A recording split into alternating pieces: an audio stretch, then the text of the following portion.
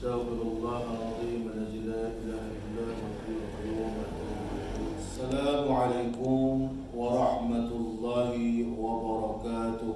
وعليكم السلام ورحمة الله. أعوذ بالله من الشيطان الرجيم. بسم الله الرحمن الرحيم. الحمد لله رب العالمين، والصلاة والسلام على أشرف الأنبياء والمرسلين سيدنا محمد خاتم النبيين وعلى آله وصحبه أجمعين. سبحانك لا علم لنا إلا ما علمتنا إنك أنت العليم الحكيم. ولا حول ولا قوة إلا بالله العلي العظيم. حسبنا الله ونعم الوكيل.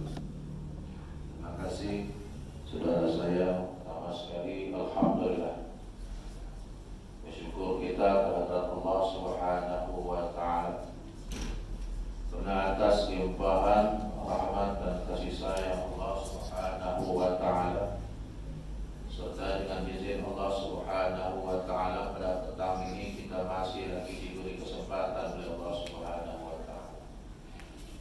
Dan alhamdulillah Allah beri kesempatan kepada kita berada masih dalam bulan Ramadan. Dan hari ini hari ke-20 Ramadan. Ini bermaksud kita berbagi 10 hari lagi. Mudah-mudahan Allah Subhanahu wa taala mengurniakan kita kesehatan, lalu masih lagi mengekalkan kita dalam keadaan di bulan Ramadan, lalu menghadapi puasa di bulan Ramadan Al-Mubarak, bulan yang penuh dengan keberkatan, bulan keampunan, bulan yang mana pintu surga dibuka seluas-luasnya. Untuk siapa? Untuk kita, umatnya baginda Nabi Muhammad sallallahu alaihi wasallam. Apabila masuk saja bulan Ramadan, maka kita tidak lari dengan akan satu ayat Allah Subhanahu wa taala, surah Al-Baqarah ayat 183. Ya ayyuhalladzina amanu kutiba 'alaikumussyiyam kama kutiba 'alal ladzina min qablikum la'allakum tattaqun. Wahai orang-orang yang beriman, diwajibkan, difardukan ke atas kamu puasa, seperti mana diwajibkan juga umat-umat terdahulu sebelum kamu puasa. Agar apa?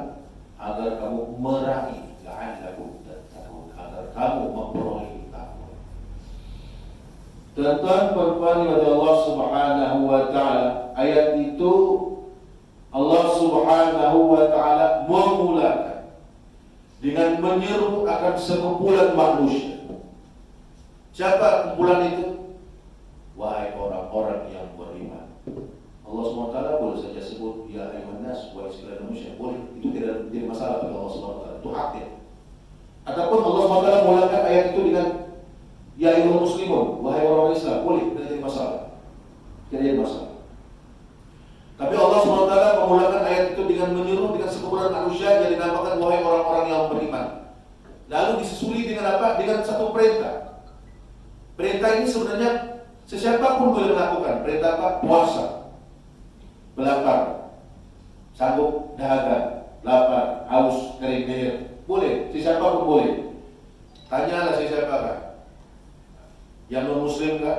Sahabat-sahabat kita yang muslim, coba tanya. Ada yang sudah belajar, ada yang coba belajar berpuasa.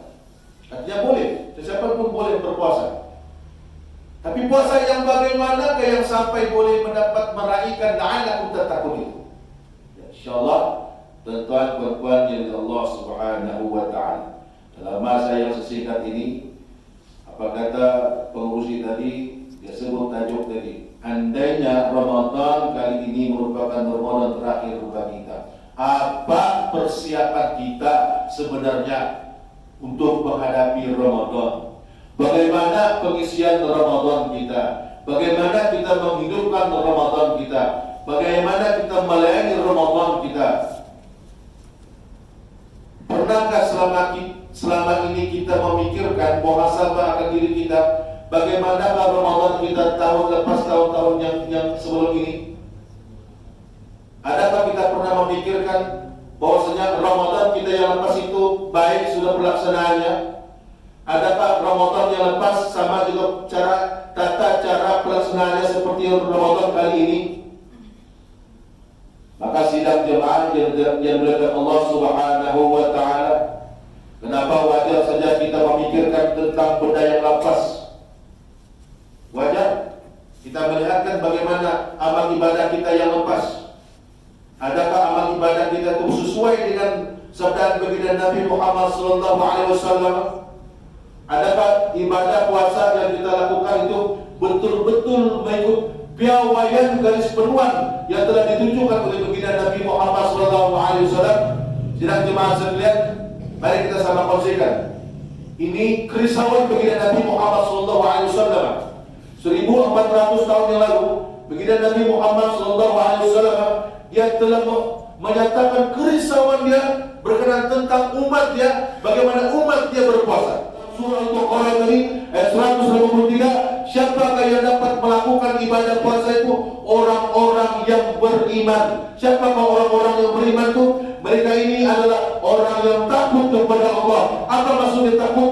Bertakwa. Maksudnya dia laksanakan segala perintah Allah Subhanahu wa taala sebaik yang mungkin, seperti mana yang ditunjukkan oleh baginda Nabi Muhammad SAW. Lalu dia sedaya upaya berusaha meninggalkan apa yang dilarang oleh Allah Subhanahu wa taala, seperti mana yang dikhabarkan oleh baginda Nabi Muhammad SAW. Barulah kita dapat meraih la'allakum tattaqun. Tapi puasanya bagaimana? Kan Nabi sudah kasih tahu. Ada orang yang berpuasa dia cuma dapat lapar dan dahaga saja, maka sia-sia saja, tiada pahala untuk dia. Allah SWT tidak mau tengok ibadah puasa dia. Tapi baginda Nabi Muhammad SAW dia beritahu, barang siapa yang berpuasa Ramadan imanan, dengan penuh keimanan, dengan arti kata puasanya itu ikhlas tertuju kepada Allah Subhanahu wa taala. Lalu baginda Nabi Muhammad SAW bagi kita satu silsilah pencerahan tadi. Man qama Ramadan imanan wa ihtisaban ghafara lahu ma taqaddama min dhanbi. Barang siapa yang menghidupkan, mendirikan Ramadannya, tidak kira siang, tidak kira malam, dia hidupkan dengan ibadat-ibadat sunat yang wajib, sudah tentu wajib. Sembahyang fardu wajib, tentu wajib. Tapi dia hidupkan lagi Ramadannya, dia dirikan Ramadannya, dia qiyam di malamnya dengan ibadah-ibadah sunat. Maka ada satu sholat sunat yang terkhusus, dia cuma ada pada bulan Ramadan. Sholat apa itu? Tarawih. Apakah yang dinamakan sholat-sholat tarawih itu? Maka sholat-sholat tarawih itu adalah sholat-sholat yang dirikan dengan 20 rakaat dengan 3 witir. Jadi 8 rakaat, maka 8 rakaat itu kata ulama mengatakan maka itu adalah sholat sunat qiyam. Nah, gimana itu? Tiada paksaan, namanya sudah sunat. Kalau sholat fardu wajar dipaksa, sholat sunat nah ada dipaksa. Tapi ini merupakan sholat sunat yang cuma ada pada bulan Ramadan. Sebab itulah kata baginda Nabi Muhammad SAW, man qama Ramadan, barang siapa yang mendirikan, mempasangkan.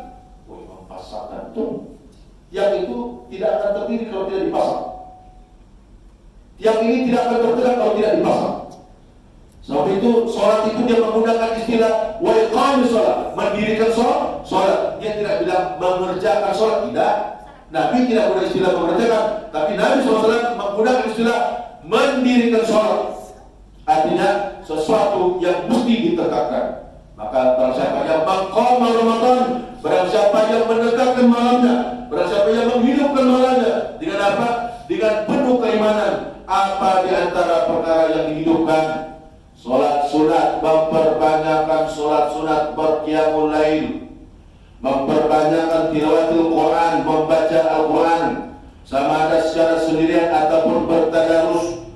Kata Sayyidina Ali, dia ketika ditanya, wahai Sayyidina Ali, Apakah maksud tartil? Maka Sayyidina Ali bilang, sesungguhnya tartil itu engkau baca Quran itu fasih, bertajwid, mengikut makhrijul huruf yang keluar daripada mulutmu. Itu baru batul, baru namanya tadarus. Dihidupkan malam, dihidupkan Ramadan dengan zikir, memperbanyakkan zikir, memperbanyakkan salat, memperbanyakkan doa. Ingat, sidang jemaah yang dimuliakan Allah Subhanahu wa taala, di antara doa yang paling mustajab bila masa. Selagi orang itu berpuasa, maka doanya sangatlah mustajab. Barang siapa yang mengiftarkan orang yang berpuasa, atau iftar, memberi makan orang yang berpuasa, sesungguhnya pahalanya sama seperti orang yang berpuasa itu. Nah, jangan lagi lepas ini jangan lagi membagi penyuh bagi untuk ruang suka itu nanti habis maghrib. Enggak, sebelum maghrib antar makanan. Inilah pas kita menyukai. Wang, pergi ke antar ini labian makanan itu bercanda, bapak pada bilang sedekah, memang sedekah. Tapi tidaklah kau mendapat pahala seperti mana dia berpuasa. Sedang atau tidak sedang ibu? Dapat pahala puasa. Sedangkan Nabi SAW sangat sayang dia bagi kita solusi supaya kita mendapat ganjaran pahala yang sangat luar biasa yang tiada pada umat-umat yang terdahulu. Andailah Ramadan ini Ramadan kita terakhir, bagaimana kita melayani Ramadan pada tahun ini? Kullu nafsin dha'iqatul maut. Setiap yang berjauh itu pasti akan mati, dan kematian itu tanpa tarikh, tanpa jam, tanpa saat. Tidak tahu. Kita memang tidak tahu. Maka kita kena sentiasa membuat persiapan. Kita kena wajar kita melayani madrasah Ramadan ini untuk memperbaiki agar diri kita. Sidang jemaah yang dimuliakan Allah Subhanahu wa taala. Mudah-mudahan keberadaan kita di sini Allah Subhanahu wa taala sayang sama kita. Dan mudah-mudahan insyaallah pada petang ini kita dapat menyantuni anak-anak yatim. Mudah-mudahan program macam ini sudah sangat terusan, dan saya pahamkan memang di program yang memang setiap tahun ada. Saya dipahamkan. Dan saya dipahamkan tahun yang sebelum itu ada 7 orang penerima, pada tahun ini ramai sudah ada 16 orang. Mudah-mudahan dengan ada sedikit buat tangan kita kepada anak-anak kita yang kita lakukan, adalah sedikit kegembiraan kepada mereka. Dan mudah-mudahan para penyumbang Allah Subhanahu wa taala sentiasa mempermudah urusannya dalam hal rezeki. Dan mudah-mudahan kita juga ada sedikit rasa cemburu untuk mengikut jejak orang-orang yang punya jiwa sebagai penyumbang. Itu bukan hanya kita melihat orang suka menyumbang, tetapi kita punya rasa diri ingin menyumbang. Ingat, saya katakan kepada tuan-tuan sekalian, jangan tunggu kaya baru kita menjadi penyumbang, penginfak, pensedekah. Jangan tunggu kaya. Tidak ada syaratnya mau jadi pensedekah, penginfak, penyumbang itu tidak syaratnya kaya, tidak.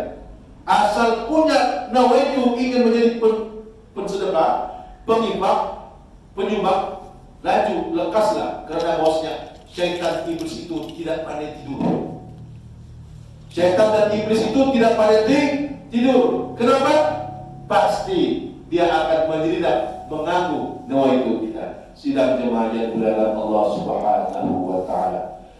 Begitulah perkongsian kita pada petang ini. Mudah-mudahan apa yang kita kongsikan pada petang ini memberi sedikit pencerahan kita berkenaan tentang bagaimana kita melayani Ramadan ini. Sampai sini saja pertemuan kita pada kali ini. Aku boleh aja Astagfirullahaladzim li wa lakum. Assalamualaikum warahmatullahi wabarakatuh. Waalaikumsalam warahmatullahi